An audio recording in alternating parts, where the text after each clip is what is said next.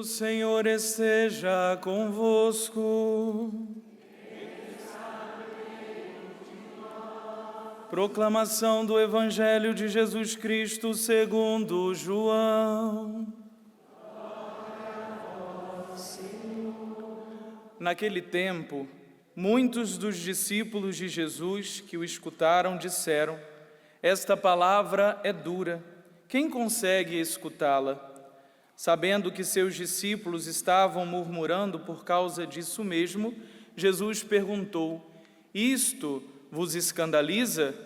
E quando virdes o Filho do Homem subindo para onde estava antes? O Espírito é que dá vida, a carne não adianta nada. As palavras que vos falei são Espírito e vida. Mas entre vós há alguns que não creem. Jesus sabia desde o início quem eram os que não tinham fé e quem havia de entregá-lo, e acrescentou: é por isso que vos disse, ninguém pode vir a mim a não ser que lhe seja concedido pelo Pai. A partir daquele momento, muitos discípulos voltaram atrás e não andavam mais com ele. Então, Jesus disse aos 12: vós também vos quereis ir embora? Simão Pedro respondeu: a quem iremos, Senhor? Tu tens palavras de vida eterna. Nós cremos firmemente e reconhecemos que Tu és o Santo de Deus. Palavra da salvação.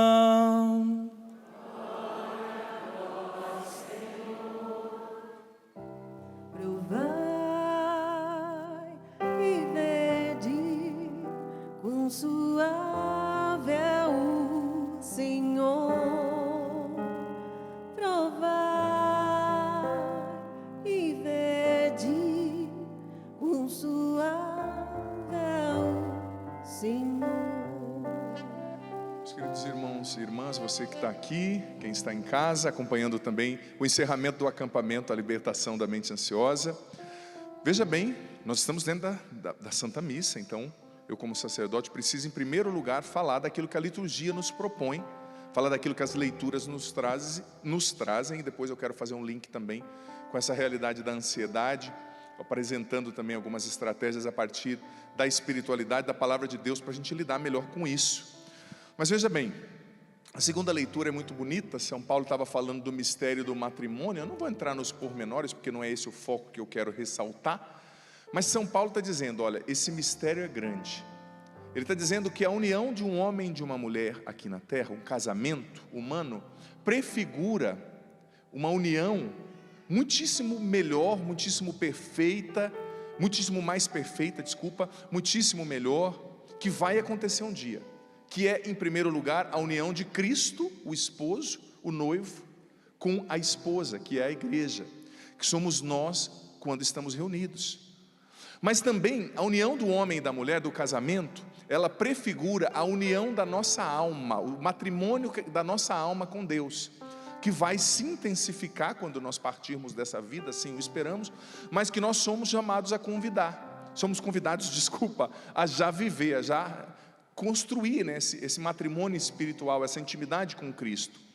Mas meu irmão e minha irmã, esse evangelho, você que tem ido à missa, você percebeu que a igreja nas últimas semanas tem nos apresentado o evangelho de João capítulo 6, que é um evangelho muito complexo, né, que fala de maneira central da Eucaristia, e hoje é o culminar, né, o concluir dessa história toda do capítulo 6, referente à Eucaristia, o discurso famoso do pão da vida. Domingo passado nós não tivemos a leitura de João, né, era para ser, mas como a igreja no Brasil opta por celebrar a Assunção de Maria no domingo, né, para que mais pessoas possam celebrar, o evangelho do domingo, que seria João 6, é o precedente ao de hoje. Hoje Jesus está falando o seguinte: eu vou dar a minha carne para alimentar vocês. Eu vou dar a minha carne para que vocês comam a minha carne e bebam o meu sangue. E o judeu, como era muito concreto, né? Até a língua, o hebraico, é uma língua muito concreta, não tem muito espaço para metáfora, né? Para poesia, é uma coisa muito concreta. Os judeus falaram, mas isso é muito duro, como é que você vai dar? Virou canibalismo agora o negócio? Eles entenderam que Jesus estava falando do corpo dele. concreto, né? E eu quero trazer algumas reflexões de alguns doutores da igreja sobre esse evangelho para nos ajudar a meditar e a entender bem. Olha só, o primeiro é Santo Agostinho. Os discípulos não perceberam que Jesus falava de algo grande e que aquelas palavras continham um mistério sendo revelado. Um mistério. E entenderam apenas à maneira dos homens. O que Santo Agostinho está dizendo? Os discípulos, eles estavam infelizmente muito carnais. O que Jesus disse no evangelho? Olha, é o Espírito que vivifica, a carne de nada adianta. Claro que ele não estava desprezando a nossa carne, a nossa corporeidade, o corpo humano, não, senão ele não tinha se tornado homem, mas ele estava dizendo que aqueles discípulos precisavam interpretar com os olhos do coração, com uma visão espiritual, aquele mistério que ele estava revelando. Continuando, Santo Tomás de Aquino: enquanto os discípulos o considerassem apenas o filho de José, Jesus, né? O filho de José, eles não entenderiam o seu ensinamento. Eles precisavam ir além do natural e crer em sua encarnação e divindade, que ele era Deus encarnado. Então eles entenderiam que o Deus que desceu do céu estava se oferecendo como um alimento para nos redimir e salvar. No fundo, gente, eles estavam vendo Jesus com um olhar muito humano, somente humano. É um profeta, não, é alguém que faz milagres. Quando em Mateus capítulo 16, Pedro tem aquela iluminação por parte do Pai e fala: tu és o Filho do Deus vivo. Ali sim, eles entenderam quem Jesus era, pelo menos Pedro, né? E começou a se desvelar para os apóstolos que Jesus era Deus. Mas até então eles estavam vendo nele o filho de José, não é? Era assim que os judeus tratavam um ao outro. Você já viu, sobretudo na cidade pequena, quem que é? É o filho do Tião, né? Lá em Campos dos Goytacazes tem disso? É o filho da Tiana. É o filho da Tonha, né? Sim ou não? Jesus era conhecido como filho de José. Então Santo Tomás está dizendo, eles não conseguiram ver que além do filho de José tinha Deus, não era só o filho de José. Continuando, São João Crisóstomo: eles precisavam entender o sentido espiritual do que Jesus estava ensinando, e não apenas o sentido carnal. Ao contrário, eles ficariam na superfície. É preciso considerar o mistério com os olhos interiores, com os olhos da fé. Eles não podiam entender aquilo ao pé da letra, mas tinham que ir além da carne. Olha só, outro doutor da igreja, São João Crisóstomo, dizendo: o grande problema desses apóstolos é que eles olharam com um olhar muito humano, muito carnal. E esse é o meu e o seu problema também. Muitas vezes, sobretudo falando do mistério da Eucaristia, que ainda continua escandalizando muita gente, eu vou voltar nisso depois, mas também falando da minha, da sua, da nossa vida.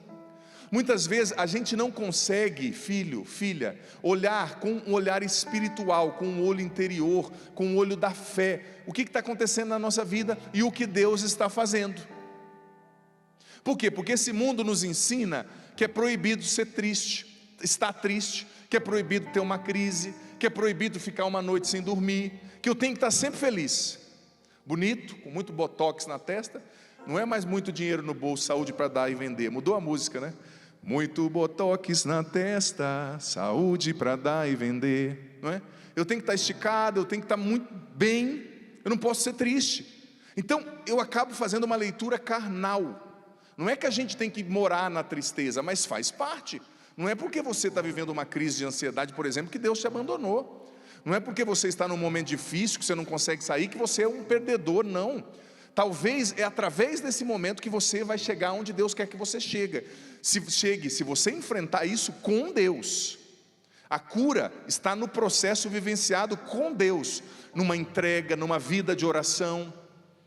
Mas olhe com um olhar espiritual, porque veja bem, se eu olhar para a minha vida, por exemplo, eu, Padre Adriano Zandoná, só com um olhar carnal, eu vou ver os meus retrocessos, eu vou ver as coisas que não deram certo como uma derrota. Mas em muitas dessas coisas que eu inicialmente considerei como derrota, foram momentos nos quais eu mais cresci na minha fé, eu mais venci o orgulho desordenado, eu mais combati coisas que estavam em desordem dentro de mim, em desequilíbrio. Então muitas vezes a gente está desconsiderando a cruz. Quando a gente interpreta um fato sem entender que a cruz faz parte da nossa vida e que Jesus nos salvou na cruz, a gente vê somente com um olho carnal. e a gente perde o que Deus está fazendo. Certa vez eu ouvi uma pessoa dizendo: olha, as pessoas falam muito que é muito ruim estar com depressão, e é mesmo. Essa pessoa tinha tido uma depressão fortíssima, mas ela disse no final: pouca gente fala o quanto que é bom depois que você sai, quantas coisas você aprende, como você fica mais forte, como você tem mais empatia com as pessoas, como você reza mais. Gente, se você analisar os salmos, existem salmos que o autor sagrado ali compôs no auge de uma depressão, de uma ansiedade. Se você ver, tem salmos, eu não me recordo qual salmo, perto do 136, 138 ali, que o autor sagrado diz assim: Senhor, eu estou no abismo, os meus amigos e os meus parentes me abandonaram, todos riem de mim. Isso é coisa de gente feliz? Não, ele estava passando um momento difícil, mas não tem nada errado em passar um momento difícil, isso é humano. Só que aquele momento difícil, aquela depressão momentânea talvez, não fez aquele homem se tornar amargo e tirar a própria vida, não, fez aquele salmista rezar mais, derramar sua alma em Deus, entregar-se totalmente a Deus, porque veja bem, quando você está no auge da depressão, da ansiedade, ou qualquer outro problema na sua vida, existem situações nas quais ninguém te entende a não ser Deus. Às vezes você é casado, mas você está vivendo uma coisa casada que o teu marido não entende, não adianta você explicar. Eu vejo às vezes, né, por exemplo, homem e mulher são muito diferentes, né? E às vezes a mulher está vivendo aquela transformação hormonal, né? Dos 40 e pouco. E o homem, é difícil para ele entender, né? Então você pode explicar, mas ele não vai entender. Eu estou dando um exemplo, poderia dar outro, né? Que nem a mulher, eu contei esses dias atrás no acampamento, eu vou contar de novo, que aqui é um público novo, né? Diz que a mulher, sempre quando ela ficava com TPM, ela ficava com raiva. E ela falava para o marido assim: você não entende o que eu estou sentindo? Ele falava: não entendo mesmo. Aí ela disse para ele: se a próxima vez que eu tiver TPM, você olhar para mim e falar que não entende, eu te mato. Você tem que, mesmo sem entender, você tem que falar: sim, meu amor, eu entendo. Sim, meu amor, eu compreendo. E ela era uma mulher assim de fases, né? Mudava sempre. Aí disse que na próxima TPM ela ficou maluca e falou: eu estou muito mal, quero matar alguém. Ele olhou para ela e falou: sim, meu amor, eu entendo. Ela olhou para ele e falou: entendi nada, você não é eu. Aí ele falou: uai, o que eu faço agora?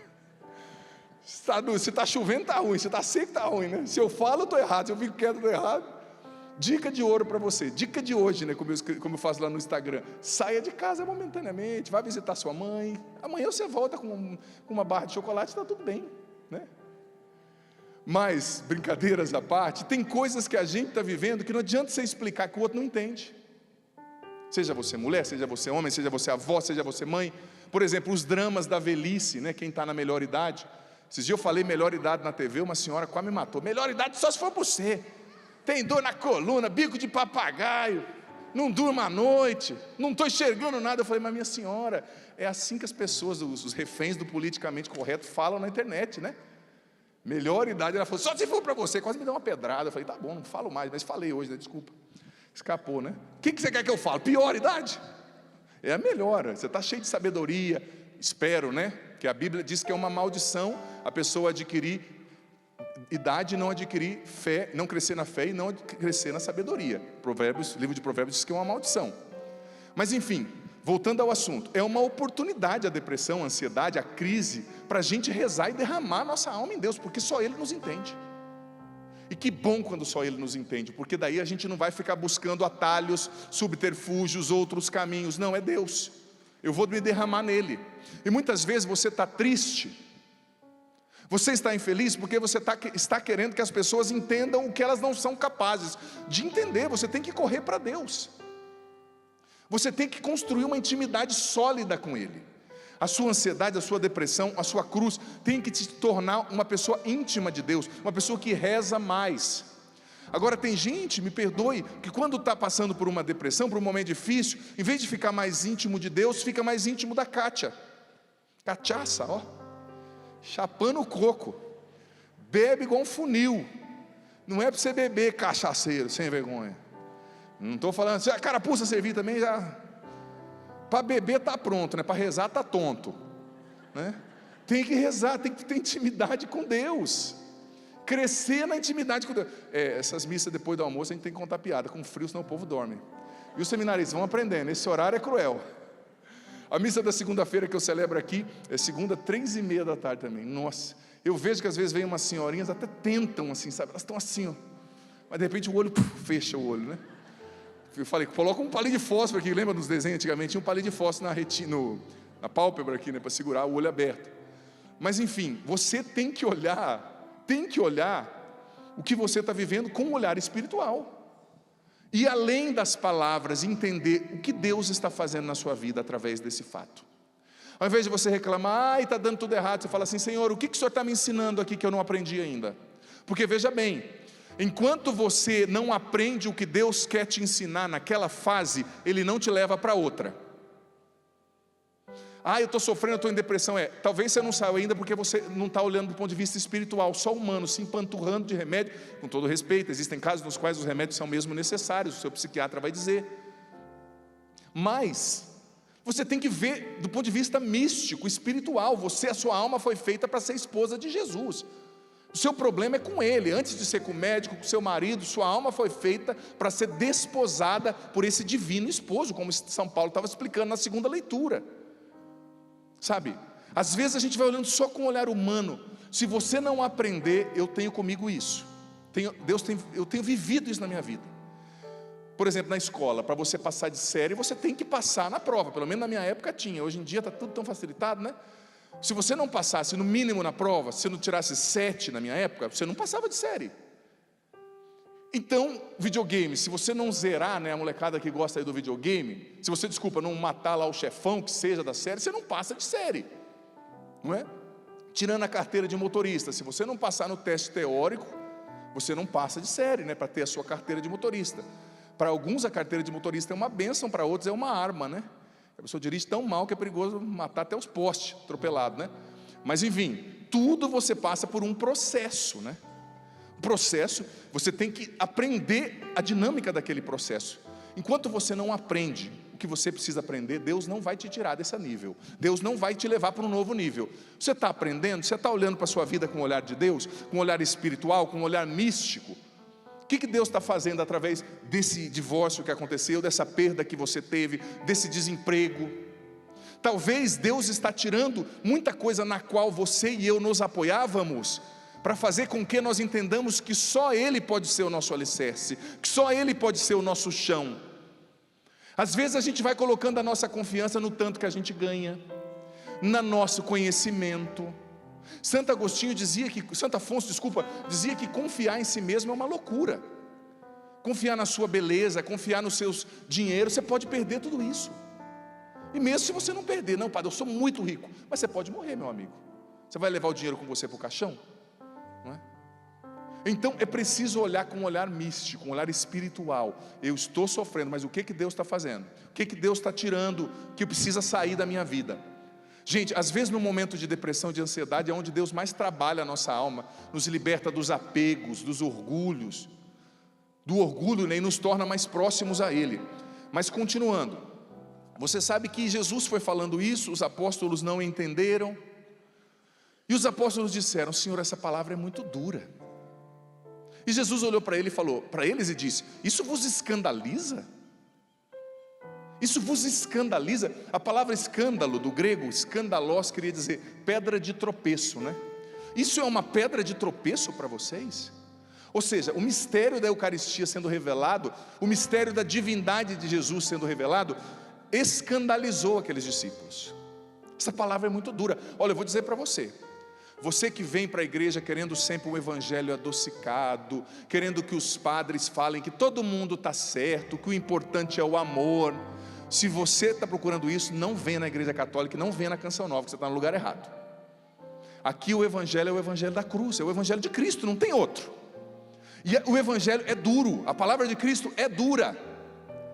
Mas não é porque é duro, porque ele é indelicado. Hoje tem que ser tudo muito educado, muito carinho. Gente, se tratando da salvação eterna, não dá para ser muito cheio de dedos, não.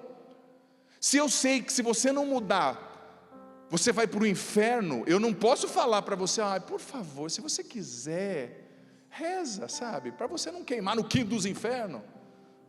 É assim, não, a palavra de Jesus é dura, e às vezes a palavra do pregador, me perdoe, ela é dura. Por quê? Porque Jesus, ele não quer agradar, ele não é refém do politicamente correto. Jesus não é político, ele não quer te agradar, ele quer te salvar.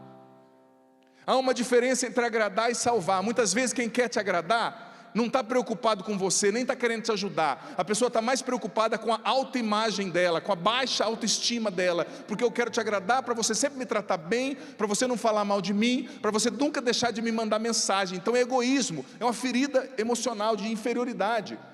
Agora quem ama mesmo mete o dedo na ferida. Por quê? Porque quer te salvar, quer que você vá para o céu.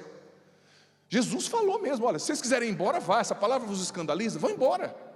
A palavra de Jesus, gente, ela nos interpela, ela nos tira da zona de conforto, ela nos tira do pecado, ela nos vira de cabeça para baixo.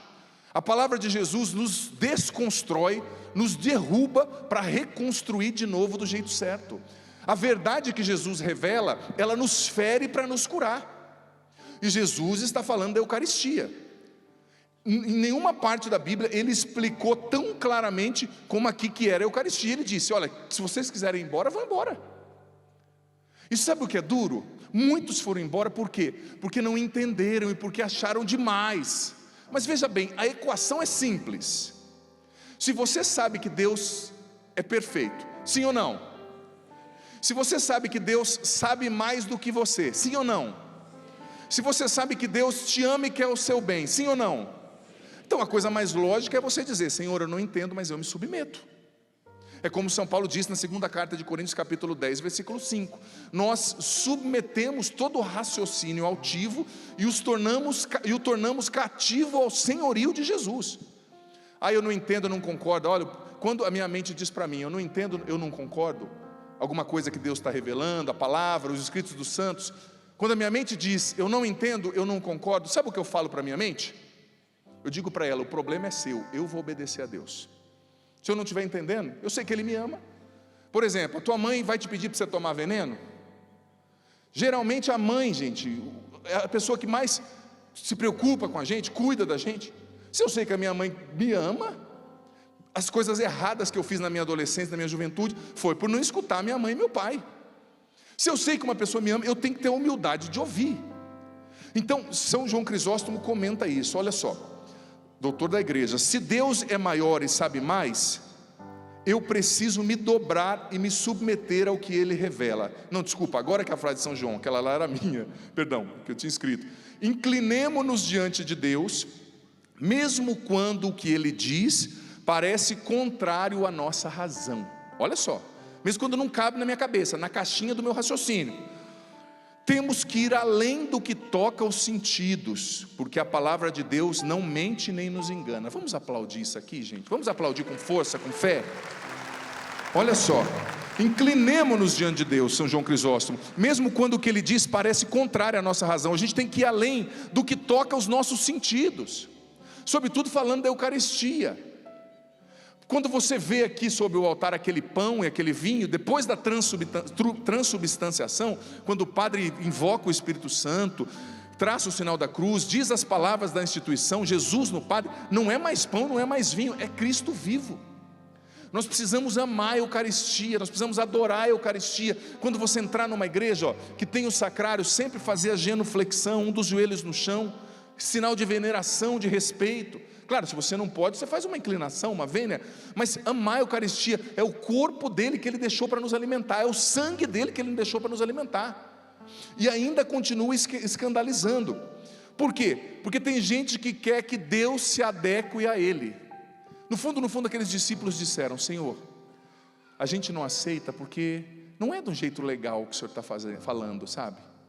O mundo mudou, Jesus, as pessoas não acreditam mais nisso. Você já escutou isso por aí? O mundo mudou, padre, o mundo mudou, mas Deus não mudou, e a palavra dele continua a mesma. O que leva para o inferno, continua levando para o inferno. O que leva para o céu, continua levando para o céu. Não é Deus que tem que se dobrar para fazer o que eu quero, é o ser humano que tem que se adaptar a Deus. Mas o nosso orgulho, vaidade, eu sou o centro do mundo, o antropocentrismo, né? Eu sou o centro. Então Deus que faça o que eu quero, senão Ele vai perder a magnificência da minha presença na igreja. É uma tolice, é uma loucura. É Deus, não é Deus que precisa de você, é você que precisa de Deus. E somos nós que temos que obedecer a Deus. Enfim, esse evangelho, né, foi concluído com a profissão linda de Pedro, né, de fé, do primeiro Papa. e ainda a profissão de fé da igreja continua guiando a nossa fé, né? A quem iremos, Senhor? Só Tu tens palavra de vida eterna. Sabe o que ele estava dizendo no fundo? Olha, é difícil te seguir, mas é impossível te deixar. É difícil te seguir.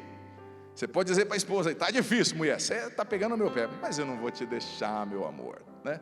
Porque no fundo eu entendi que eu sou apaixonado por você. É isso que Pedro estava dizendo.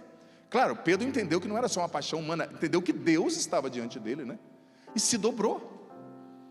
E nós precisamos também nos dobrar. Enfim, entrando agora um pouco no tema do acampamento, falando da questão da ansiedade, muitas coisas já foram faladas.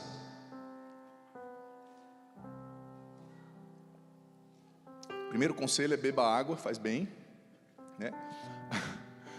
Muitas coisas já foram faladas sobre esse tema, mas algumas coisas valem a pena acrescentar. Você sabe que é fato que nós estamos vivendo uma dependência da hiperestimulação, né? O córtex órbito-frontal, que é a parte do nosso cérebro que se controla essa questão, né, do descarga adrenérgica, ali, da adrenalina, do medo, ele está hiperativado na maioria das pessoas hoje. Nós estamos numa dependência de hiperestimulação. E posso te dar uma notícia? Nós vamos ter que aprender a lidar com isso. Ontem eu estava fazendo uma pesquisa que dizia o seguinte: existem 100 mil pessoas para cada psiquiatra que existe no mundo. Ou seja, para cada psiquiatra existem 100 mil pessoas. Não tem psiquiatra para todo esse bando de doido que nós estamos ficando. Eu me incluo. Não tem. Então a gente vai ter que aprender a lidar. E quando tem, nem todo mundo pode pagar. É um profissional fantástico, mas caro, né? Então, eu não estou desprezando o profissional, é maravilhoso. Eu estou dizendo que muitas pessoas vão ter que aprender a se olhar, se mapear e construir um caminho mais inteligente para lidar consigo mesmo, para vencer a ansiedade. Porque veja bem, nós vivemos uma constante estimulação. E você sabe que o peixe não sabe que está na água, né? O peixe só sabe que está na água quando você tira, e ele morre. Mas nós estamos num universo ansioso, num mundo ansioso. A mente de todo mundo é acelerada. A mente de todo mundo é acelerada. Nós estamos no contrário de Deus. Você já ouviu? Eu vi um vídeo na internet ontem que me chamou tanta atenção. Eu quero reproduzir alguma coisa desse vídeo. Você já viu aquela frase? O ditado diz o seguinte: a pressa é inimiga da... E quem que é perfeito? Então a pressa é inimiga de Deus. Quando você está com pressa, você está andando de mãos dadas com o diabo. É isso. Você percebeu quando você está com pressa? Demais, agitado demais? Você xinga, você briga, você passa no sinal vermelho, você atropela. Quanta gente atropela por pressa, por confusão? Então, nós estamos acelerados. E nós saímos do ritmo de Deus. No livro do Gênesis diz que Deus criou o mundo em quantos dias? Quantos? 7. E no último dia Ele fez o quê? Olha, se fosse um jovem de hoje, teria criado o mundo em 2 dias e os outros 5 estavam assistindo Netflix, né? Criava o mundo em 2 dias e meio e ficava jogando videogame. Criava o mundo em 3 dias, no máximo, para ficar no Zap, falando da vida dos outros, para ficar no TikTok, vendo a dancinha, ó, né? Vendo a dancinha sensual, cara de pau, né? Ri mesmo, porque a faca entra mais suave, né? Mas é o que está acontecendo. Deus criou o mundo em 7 dias, mas o 7º foi de descanso. E se você ler o livro do Gênesis, você vai ver que Deus criou cada coisa em um dia, dentro de um processo. Nós saímos da mentalidade de Deus, nós saímos do tempo de Deus. Qual é o tempo de Deus? É o kairos do grego, que é o tempo eterno, espiritual, não mensurável, né? E o cronos é o tempo humano, cronológico. Daí vem a palavra cronologia, cronológico, né? Do grego. Então nós saímos do kairos. Por quê? Porque para Deus, presta atenção no que eu vou falar. Para Deus existe um eterno presente. Em Deus não tem passado nem futuro. Tudo é agora. É um eterno agora. Por isso que as orações que os santos fizeram no século II continuam sendo eficazes agora. Por isso que algumas consequências de coisas ruins continuam acontecendo, espiritualmente falando. Porque para Deus existe, claro, eu não vou abrir esse mérito agora, né, de aprofundar isso, que é um tema complexo, mas Deus, Ele vive numa outra dimensão. Deus vive no ritmo do gradativo, da natureza, da paciência, do processo. Só que nós saímos desse ritmo, todos nós. Por quê? Porque nós entramos no ritmo digital. Eu vou dizer para você, você pode ter um celular digital, eu falei isso há pouco tempo no acampamento aqui. Você pode ter um celular digital, mas o seu cérebro continua sendo analógico. E se você não consertar esse ritmo das coisas, você não vai ter paz e não vai sair da ansiedade, não vai dormir bem, e vai estar sempre estimulado, sempre querendo mais. Mais um clique, mais um videozinho curto, sabe? Então é preciso se posicionar. E como eu dizia ontem, nós vivemos a sociedade da sobrecarga. Todos, quase, gente, o que eu mais vejo é pessoa com burnout, aquela doença, né, do esgotamento profissional, pessoas cansadas. Nós estamos vivendo na sociedade da sobrecarga, sobretudo a sobrecarga da mente, sabe? Nunca na história da humanidade nós vivemos uma sobrecarga como a que nós vivemos hoje. Mas sabe por quê? Eu vi uma metáfora de um psiquiatra esses dias que eu achei muito interessante. Nós estamos sobrecarregados porque nós temos um frasco de 3 ml no nosso cérebro e queremos colocar 3 litros dentro dele. Tenta colocar 3 litros num frasco de 3 ml para ver o que acontece. Nós precisamos, eu dizia ontem e volto a dizer, entrar no ritmo de Deus, da contemplação da natureza, da paciência, da meditação, a importantíssima meditação. Eu falei o ano passado e retomo, a meditação. A meditação é um patrimônio do cristianismo desde o início, gente. Você pega os padres do deserto, você pega os místicos, como São João da Cruz e tantos outros, mestres de oração mental, de meditação. A meditação é o padrão ouro de Harvard para combater depressão e ansiedade. É o tratamento não medicamentoso mais eficaz do mundo. E nós cristãos temos isso de sobra. A hora de você rezar o texto, eu faço isso todos os dias, só um dia que não dá. Eu vou no meu quarto, fecho ali a janela e rezo o meu texto, cada Ave Maria focada em Jesus e em Maria. Eu vou ser sincero, tem dias que a minha mente sai 25 vezes em 3 Ave Maria, eu volto 26. Porque esse focar a mente num ponto fixo, né, que é o princípio do mindfulness, que é esse padrão ouro que Harvard fala, que é um patrimônio cristão desde o início, agora muda o nome, mas a gente faz isso desde o século I, né? Muda o nome, todo mundo paga rios de dinheiro para fazer uma coisa que já tem na igreja desde o começo, né? Mas é sempre assim. Quando você rezando o texto, porque a propósito do texto, a proposta é você meditar no mistério, não é você ficar voando, né? E eu faço isso, eu fecho lá no quarto e vou rezando. Ave Maria, minha mente sai, eu penso em Nossa Senhora ali na Anunciação, ela do lado do berço. Depois eu penso José chegando, eu vou entrando naquilo. E você sai desse 20 minutos, 25 minutos ali do texto de meditação, com a sua cabeça bem mais calma. Por quê? Porque a medicação, ela age só na biologia. Existem coisas que a gente precisa criar com comportamento, né? Novas janelas de neuroplasticidade, novos comportamentos para o cérebro. Você tem que desacelerar o seu cérebro, porque o nosso cérebro foi treinado para ser acelerado. A Aline falava ontem de quem ouve, né, o áudio no 2.0. Você está acabando com o teu cérebro. Tudo corrido. Não ouve se for assim. É melhor. Sabe, eu sei que às vezes tem gente que te manda 17 áudios assim em meia hora. Eu sei, eu também passo por isso. Inclusive meus dirigidos espirituais, tá, que estão ouvindo, tenha compaixão do Padre. Manda menos áudio, ou menor, né? Mas você tem que treinar o seu cérebro para ele sair dessa espiral de ansiedade, de agitação. E você sabe por que a gente está tão agitado? Porque nos disseram que a gente precisa de muita coisa. A gente não pode perder nada. Eu tenho que estar antenado, eu tenho que estar estudando, eu tenho que ter sempre alta performance. Essa é a palavra do momento. Você pode, você consegue. Não, tem coisa que você não pode, você não consegue.